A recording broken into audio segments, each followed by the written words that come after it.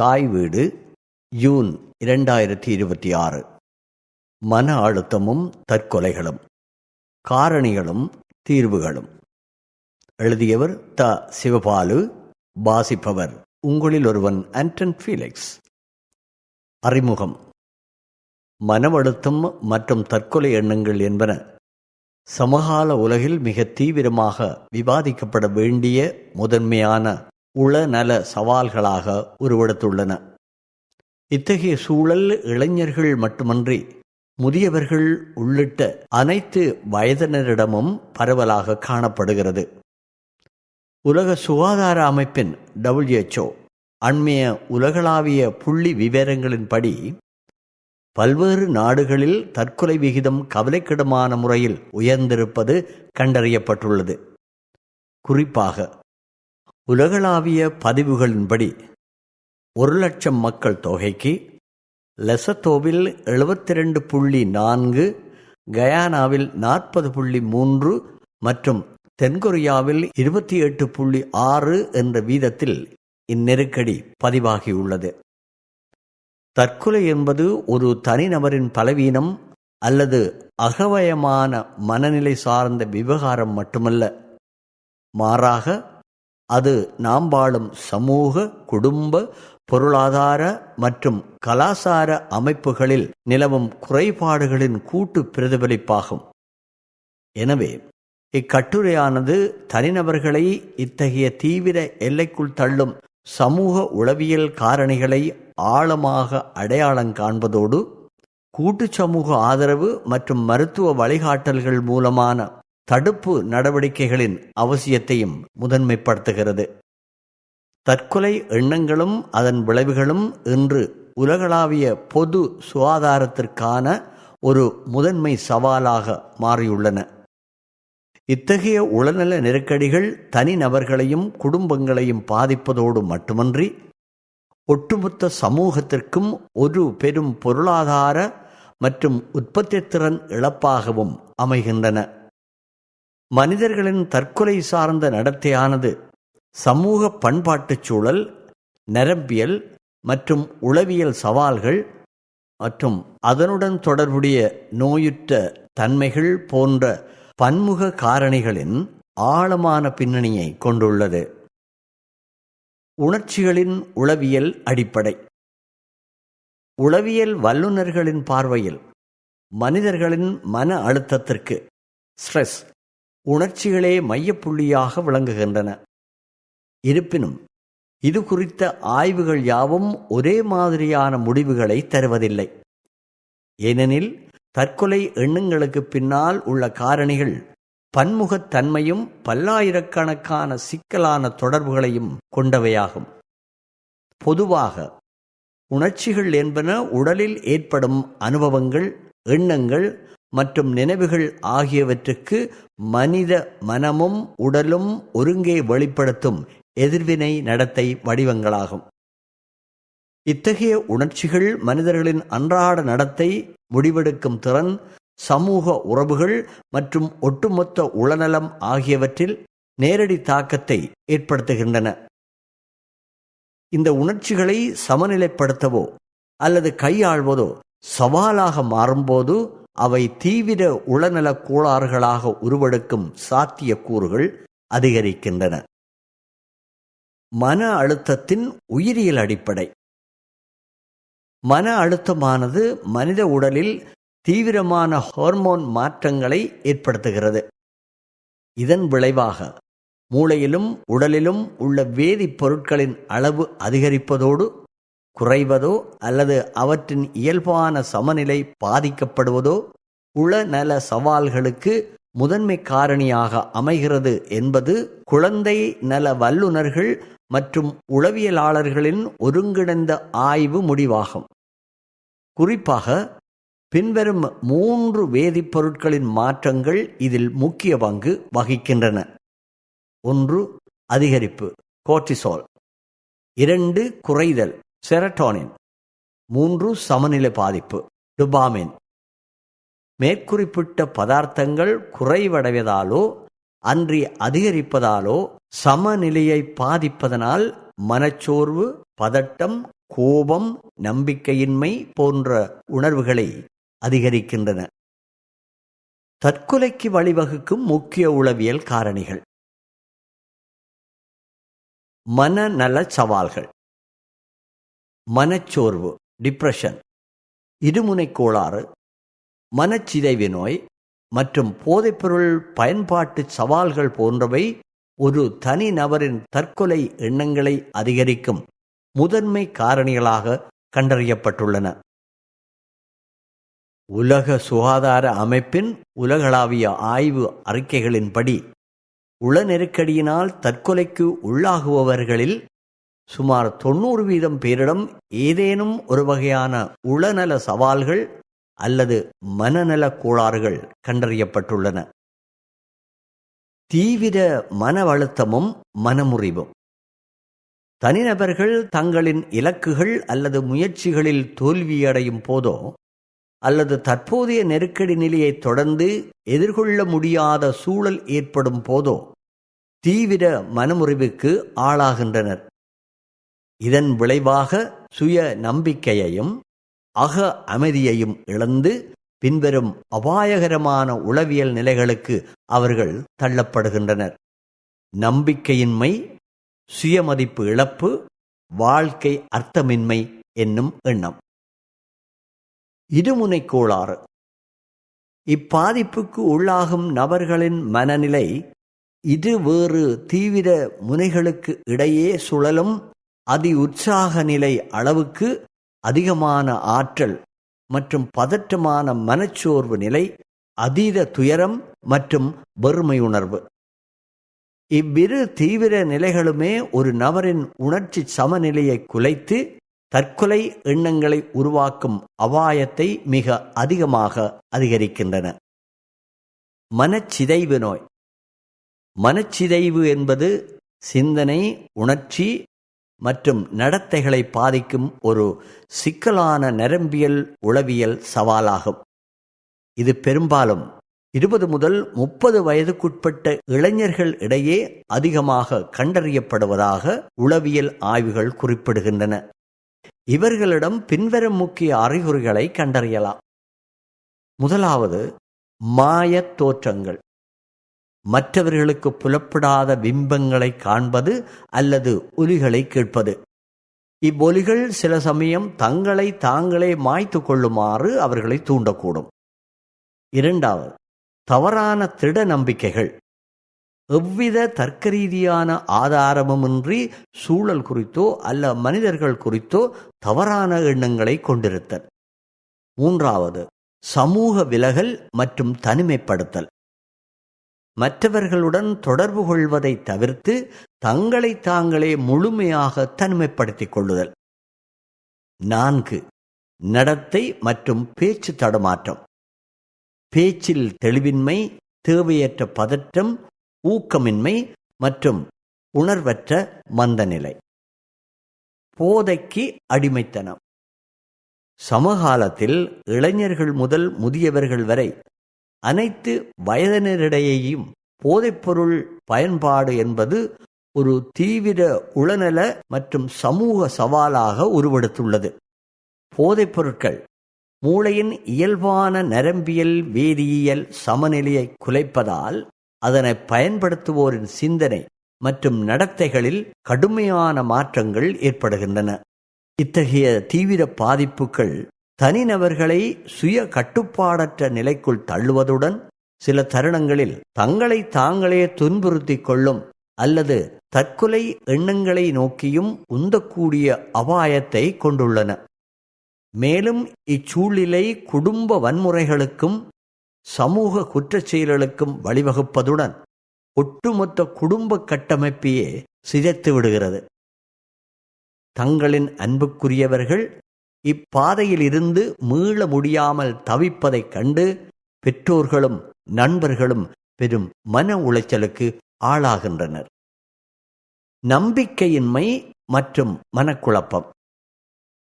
நிதி நெருக்கடி, நெருங்கிய உறவுகளில் ஏற்படும் முறிவுகள் மற்றும் நாள்பட்ட அல்ல தீராத உடல்நல பிரச்சனைகள் போன்ற தீவிரமான வாழ்க்கை போராட்டங்கள் தனி நபர்களிடத்தில் நீண்டகால நம்பிக்கை இன்மையை தோற்றுவிக்கின்றன.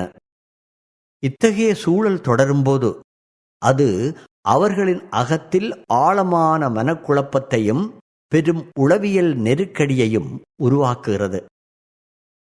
தங்களின் தற்போதைய துயர நிலையிலிருந்து மீள்வதற்கு எவ்வித வழியுமில்லை என்ற தவறான முடிவுக்கு அவர்கள் தள்ளப்படும்போது இந்த மனக்குழப்பமானது தற்கொலை எண்ணங்களை நோக்கிய தீவிர உந்துதலாக மாறக்கூடும். போலித்தனம், போலியாக உணரும் மனக்குறைபாடு.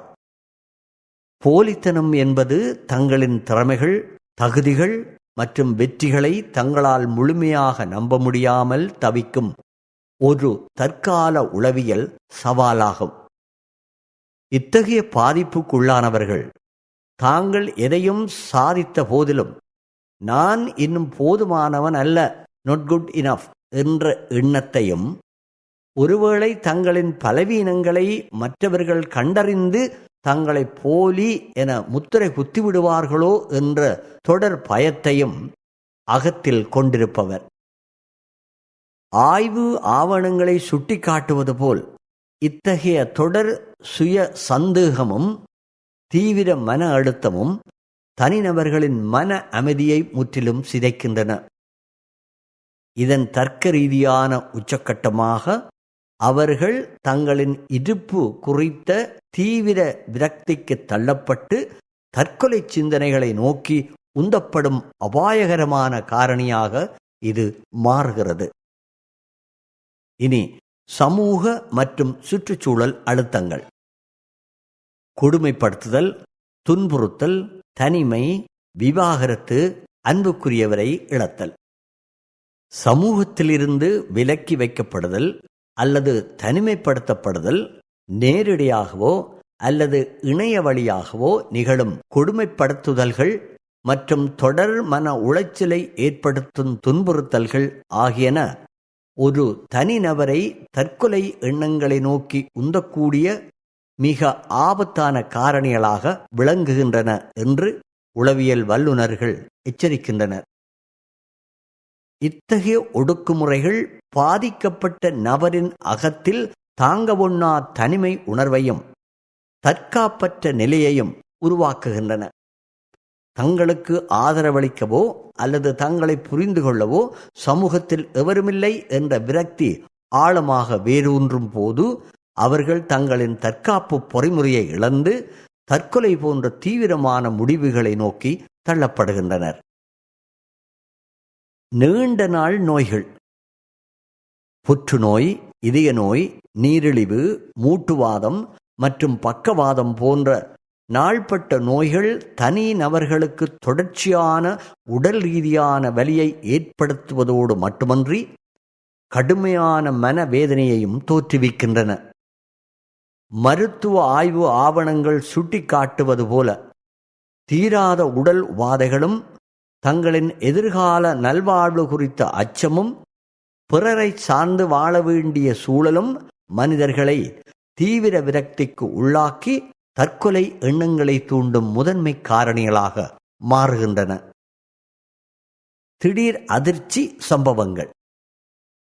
நெருங்கிய அன்புக்குரியவர்களின் திடீர் மரணம், எதிர்பாராத விபத்துக்கள் அல்லது வாழ்வின் பேரிழப்புகள் போன்ற அதிர்ச்சி சம்பவங்கள் ஒருவரது மன அழுத்தத்தை தீவிரப்படுத்துகின்றன. இத்தகைய சூழலில் பாதிப்புக்கு உள்ளானவர்கள் திடீரென யாரிடமும் பேசாமல் தங்களை தாங்களே தனிமைப்படுத்திக் கொண்டு தொடர் சிந்தனைகளில் மூழ்கியிருக்கக்கூடும்.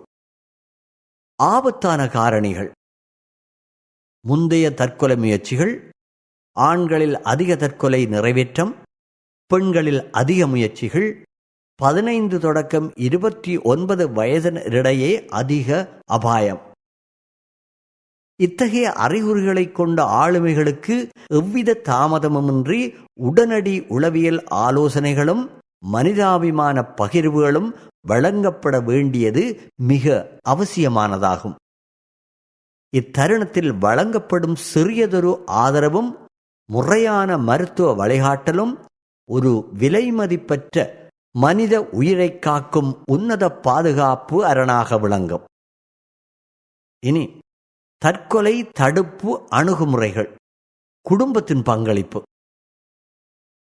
தற்கொலை தடுப்பில் ஒரு தனிநபரின் முதன்மையான பாதுகாப்பு அரணாக குடும்பமே விளங்குகிறது. எனவே குடும்ப உறுப்பினர்கள் தங்களின் வட்டத்தில் உள்ளவர்களின் வழக்கத்துக்கு மாறான தனிமை, அமைதி அல்லது திடீர் உணர்ச்சி வெடிப்புகள் போன்ற நடத்தை மாற்றங்களை கூர்ந்து கவனிப்பது அவசியமாகும். பிள்ளைகளின் நடத்தையில் ஏற்படும் மிக சிறிய மாற்றமாக இருந்த போதிலும் அதனை அலட்சியப்படுத்தாமல் உளவியல் வல்லுநர்களிடம் அழைத்துச் சென்று தகுந்த வழிகாட்டல் பெறுவது இன்றியமையாததாகும். அத்துடன் எவ்வித தீர்ப்பும் வழங்கும் தொனியின்றி அவர்களின் உணர்வுகளுக்கு முழுமையாக மதிப்பளித்து திறந்த உரையாடலை அரவணைப்புடன் முன்னெடுப்பதோடு தேவைப்படும் பட்சத்தில் எவ்வித தயக்கமுமின்றி முறையான உளவியல் ஆலோசனைக்காக அவர்களை உளநல மருத்துவர்களிடமோ அல்லது ஆலோசகர்களிடமோ அழைத்து செல்ல வேண்டும். சமூக ஆதரவு கட்டமைப்பு. ஆசிரியர்கள் மற்றும் உறவினர்கள் தங்கள் வட்டத்திலுள்ள எவரேனும் தீவிர மன அழுத்தத்துக்கு உள்ளாகி இருப்பதை உணர்ந்தால் அவர்களை எவ்வித சூழலிலும் தனிமையில் விடாமல் தொடர் கண்காணிப்பிலும் அன்பான அரவணைப்பிலும் வைத்திருக்க வேண்டும். இத்தகைய கூட்டு சமூக கவனிப்பானது நெருக்கடியிலுள்ள ஆளுமைகளுக்கு பாதுகாப்பானதொரு சூழலை உருவாக்குவதுடன் தங்களுக்கு ஆதரவளிக்க சமூகம் தயாராக இருக்கிறது என்ற நம்பிக்கையையும் அவர்களுக்குள் விதைக்கும். மருத்துவ மற்றும் உளவியல் சிகிச்சைகள். தீவிர உள நெருக்கடிகளுக்கு அறிவியல் பூர்வமான மருத்துவ அணுகுமுறைகள் சிறந்த தீர்வை தருகின்றன. அந்த வகையில் தனிநபர்களின் எதிர்மறை சிந்தனை வடிவங்களை மாற்றி ஆரோக்கியமான எதிர்கொள்ளும் திறனை வளர்க்கும் அறிவாற்றல் நடத்தை சிகிச்சை மிக முக்கிய பங்கு வகிக்கிறது. இவற்றுடன் தற்கொலை எண்ணம் தீவிரமாக இருக்கும் அவசர தருணங்களில் உடனடி பாதுகாப்பையும் உளவியல் முதலுதவியையும் வழங்கும் நெருக்கடிகால தலையீடுகளும் மூளையின் வேதியியல் சமநிலையின்மையை குணப்படுத்த மனநல மருத்துவர்களின் ஆலோசனையோடு பாதுகாப்பான மருந்துகளை கையாளும் மருத்துவ சிகிச்சைகளும் இணைந்து ஒருவரை இத்தகைய தீவிர மனநிலையிலிருந்து முழுமையாக மீட்டெடுக்க உதவுகின்றன. உயிர்கொல்லி வகைகள் கிடைப்பதை கட்டுப்படுத்தல்.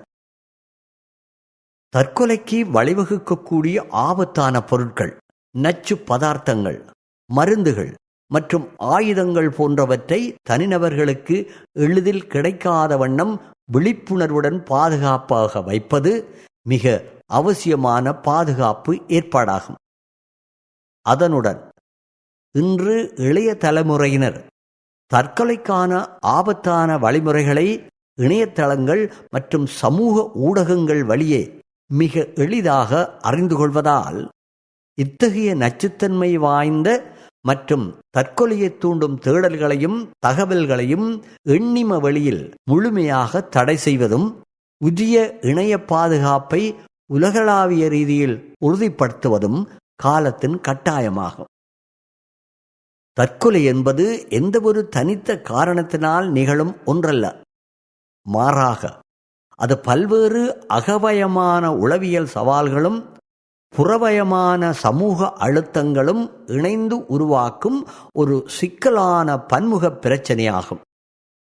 மனநலக் கோளாறுகள், நாட்பட்ட உடல்நல பாதிப்புகள் மற்றும் சமூக புறக்கணிப்புகள் ஆகியன ஒருவரது மனநிலையை தீவிர எல்லைக்குள் தள்ளுகின்றன. எனவே தற்கொலை தடுப்பு என்பது வெறும் தனிநபரின் விவகாரம் அல்ல. அது குடும்பம், கல்வி நிறுவனங்கள், சமூக அமைப்புகள் மற்றும் மருத்துவ நிபுணர்கள் என அனைவரும் ஒருங்கிணைந்து செயற்பட வேண்டிய கூட்டு சமூக பொறுப்பாகும். Collective social responsibility.